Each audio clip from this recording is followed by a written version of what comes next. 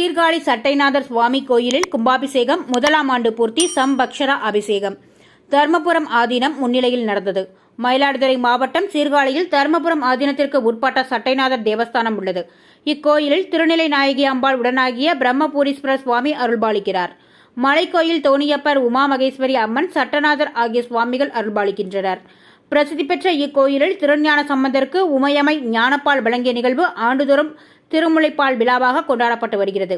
இக்கோயிலில் கடந்த ஆண்டு மே மாதம் 23ஆம் தேதி கும்பாபிஷேக விழா விமர்சையாக நடைபெற்றது. இந்நிலையில் கும்பாபிஷேகம் முதலாம் ஆண்டு பூர்த்தி சம்பக்ஷரா அபிஷேகம் நடந்தது.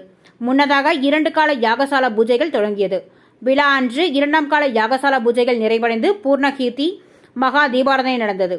தொடர்ந்து புனித நீர் அடங்கிய கடங்கள் புறப்பாடு ஆகி கோயிலை வலம் வந்தும் மூலவர் பிரம்மபூரீஸ்வரர் சுவாமி, தையல் நாயகி அம்மன், தோணியப்பர் சட்டநாதர் சுவாமி ஆகிய சுவாமி சந்நிதிகளில் புனித நீரால் அபிஷேகம் செய்யப்பட்ட அலங்காரம் மகா தீபாராதனை நடந்தது.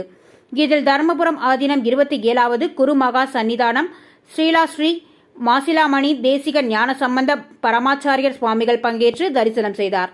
திரளான பக்தர்கள் பங்கேற்று வழிபட்டனர்.